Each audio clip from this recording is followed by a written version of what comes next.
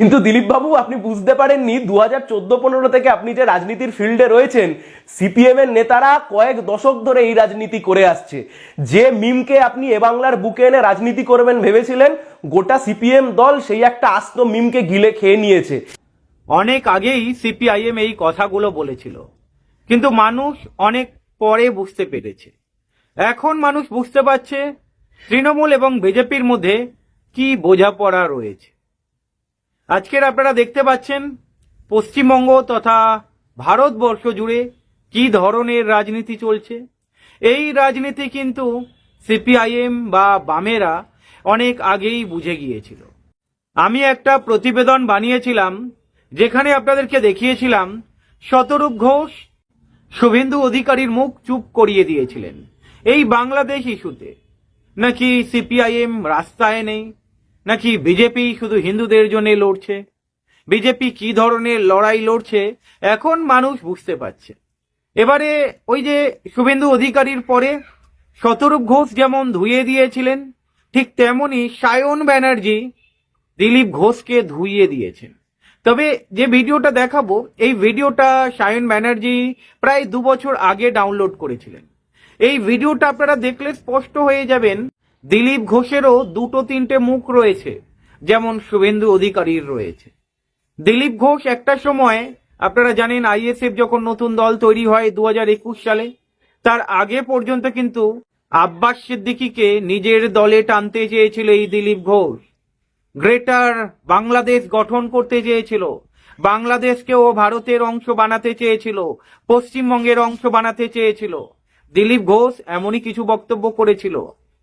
মিমের আপনারা জানেন ওএসি, এই ওএসি তখন উনি বলেছিলেন উনিও যতটা ভারতবাসী আমিও ততটা ভারতবাসী, ওনারও ততটা ভারতের অধিকার রয়েছে, আমারও অধিকার রয়েছে।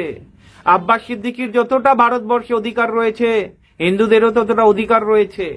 তখন উনি এত মিষ্টি মিষ্টি কথা বলেছিলেন। যখন 2021 সালে দেখলেন আর হচ্ছে না, আব্বাস সিদ্দিকী নতুন একটা দল তৈরি করে সংযুক্ত মোর্চা গঠন করলেন, বাম আইএসএফ কংগ্রেস মিলে 2021-এ লড়লো, তখন কিন্তু এই দিলীপ ঘোষ ঘুরে গিয়েছিলেন। দিলীপ ঘোষকে কিভাবে ধুইয়ে ছেড়ে দিলেন সায়ন ব্যানার্জি, বলতে গেলে মুখোশ খুলে দিলেন। একটা পুরনো ভিডিও ক্লিপ আপনাদেরকে দেখাতে চাইবো। ভিডিও ক্লিপটা দেখুন, অবশ্যই লাইক করবেন, আপনারা নিশ্চয়ই জানাবেন আপনাদের মতামত। ভালো থাকবেন। আজ থেকে কিছুদিন আগে আপনি মিডিয়ার সামনে দাঁড়িয়ে বলেছেন যে সিপিআইএম আব্বাস সিদ্দিকীকে সাথে নিয়ে গ্রেটার বাংলাদেশ করতে চাইছে, বাংলাকে ভাগ করতে চাইছে, এবং সিপিআইএম ধর্মের রাজনীতি করছে আব্বাস সিদ্দিকীকে সাথে নিয়ে। মনে পড়ছে 46-এর ইতিহাস, দেশ ভাগের আগে এই ধরনেরই সাম্প্রদায়িক জোট হয়েছিল, তার পরিণাম হয়েছিল পুরো পাকিস্তান হয়ে এত তাড়াতাড়ি পশ্চিমবঙ্গকে গ্রেটার বাংলাদেশ তৈরি করা যায়। দিলীপ বাবু দেখুন তো, এখন যে স্ক্রিনশটটা স্ক্রিনে ভেসে উঠেছে, এটা আপনি চিনতে পারেন কিনা?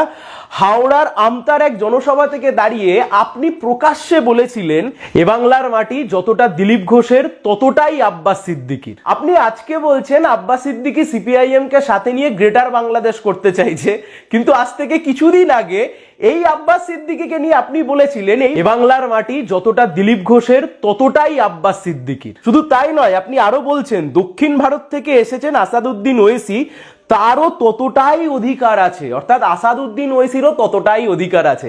শুধু তাই নয়, ভাঙড়ের বুকে যখন আব্বাস সিদ্দিকীর ওপর আক্রমণ হয়েছিল, আপনি তখনও স্টেটমেন্ট দিয়ে আব্বাস সিদ্দিকীর পাশে দাঁড়িয়েছিলেন।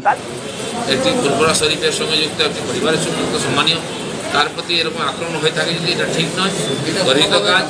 সরকারের তদন্ত করে দেখা উচিত। এ ধরনের লোকেরা যদি রাস্তায় বেরোতে না পারেন, তাহলে তো মনে করবো যে যারা এখানে মুসলমান হিতৈষী বলছে, সে মুসলমানের ধর্মগুরু একজন সুরক্ষিত নন, তাকে গালাগালি দিচ্ছে। ভিডিও দেখলাম তাকে চারদিকে ঘিরে ইট পাথর মারা হচ্ছে। আচ্ছা দিলীপ বাবু, আব্বাস সিদ্দিকী যদি গ্রেটার বাংলাদেশি বানাবে, তাহলে হঠাৎ করে আপনি সেদিন আব্বাস সিদ্দিকীর পাশে দাঁড়িয়ে কেন তার সমর্থনে স্টেটমেন্ট দিয়েছিলেন? তাহলে হঠাৎ আজকে এমন কি ঘটনা ঘটলো যার জন্য আব্বাস সিদ্দিকীকে সাম্প্রদায়িক মনে হচ্ছে, যার জন্য মনে হচ্ছে সিপিআইএম আব্বাস সিদ্দিকীকে সাথে নিয়ে গ্রেটার বাংলাদেশ করতে চাইছে?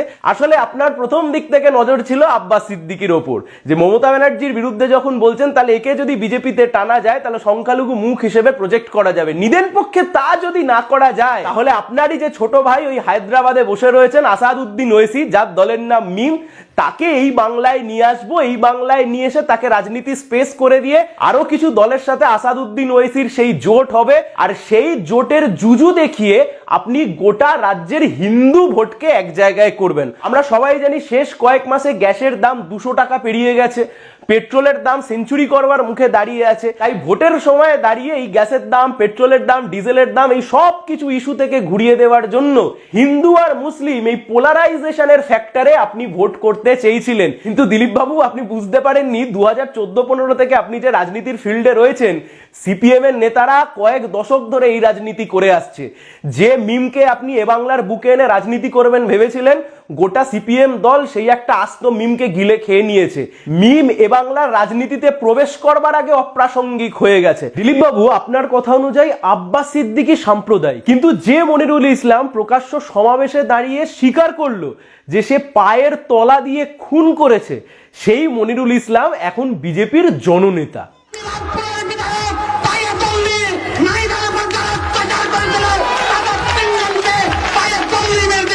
দিলীপ বাবু, আপনি খুব নির্দিষ্টভাবে আব্বাস সিদ্দিকীর নাম করছেন, কিন্তু একবারের জন্য ইন্ডিয়ান সেকুলার ফ্রন্টের দুজন নেতা, একজন আব্বাস সিদ্দিকী, আরেকজন শিমুল সোরেন, আপনি কিন্তু একবারের জন্য শিমুল সোরেনের নাম করছেন না। আসলে দিলীপ বাবু, আমরা জানি আপনার রাগ এই যত না এখন আব্বাস সিদ্দিকীর ওপর হচ্ছে, তার চাইতে আরো কয়েক গুণ রাগ হচ্ছে এই শিমুল সোরেনের ওপর। তার কারণ এই দলিত, পিছিয়ে পড়া তফসিল জাতি, আদিবাসী, এদের মধ্যে থেকে নেতা উঠে এসে মেইন স্ট্রিম পলিটিক্স করবে, এটা আপনাদের খুব একটা সহ্য হচ্ছে না। তার কারণ বিজেপি যে হিন্দু রাষ্ট্রের স্বপ্ন দেখে, সেই হিন্দু রাষ্ট্র হচ্ছে উচ্চবর্ণের হিন্দু রাষ্ট্র, ব্রাহ্মণ্যবাদের হিন্দু রাষ্ট্র। এই আদিবাসী নেতা এসে ইন্ডিয়ান সেকুলার ফ্রন্ট খুলে ভোটের ময়দানে নেমে গেছে, এতে আপনাদের গাত্রদাহ হওয়াটা খুব স্বাভাবিক। আমরা সবাই জানি গোটা ভারতবর্ষের বিভিন্ন রাজ্যের নির্বাচন এবং সর্বশেষ ওই বিহারের নির্বাচন, যেখানে যেখানে আসাদুদ্দিন ওয়াইসি গিয়ে প্রার্থী দিয়েছে, সেখানে সেখানে বিজেপি খুব সুন্দরভাবে ভোটকে পোলারাইজ করেছে, খুব সুন্দরভাবে সেখানে রাজনীতির খেলাটা খেলেছে। কিন্তু আপনি একবারও বুঝতে পারেননি আপনার দাবার যে ঘোড়া আসাদুদ্দিন ওয়াইসি, তাকে বাংলার রাজনীতিতে আসার আগেই সিপিআইএম তাকে অপ্রাসঙ্গিক করে রেখে দিয়েছে। শুধু তাই নয় দিলীপ বাবু, আরো জেনে রাখুন, 2019 সালে আপনারা যে ভোট পেয়েছিলেন, সেই ভোট পেয়েছিলেন তৃণমূল বিরোধিতার জন্য। যে মানুষ বিজেপিকে গিয়ে ভোট দিয়েছিল, তারা ভেবেছিল তৃণমূলের দুর্নীতিবাজ নেতাদেরকে আপনারা জেলের মধ্যে ভরবেন, ওই ঘুষখোর দুর্নীতিবাজ নেতাগুলোকে আপনারা গারদের ওপারে পাঠাবেন।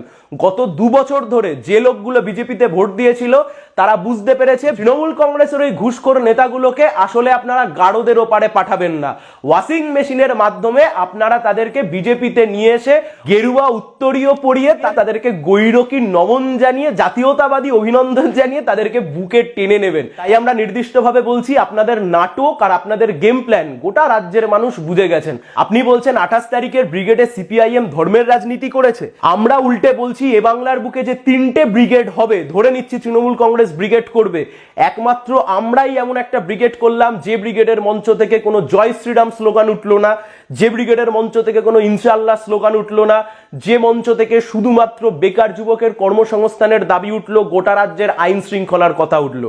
তাও সিপিআইএম ধর্মের রাজনীতি করছে। আমরা বলছি চেঁচান, যত খুশি চেঁচান, এ বাংলার মানুষ শুধু অপেক্ষার প্রহর গুনছে। গত 2 বছর ধরে তৃণমূল বিরোধিতার নাম করে যে নাটক আপনারা করেছেন, ইভিএম এ সুযোগ পেলেই সেই নাটকের উত্তর ইভিএম এর মাধ্যমে দিয়ে দেবেন।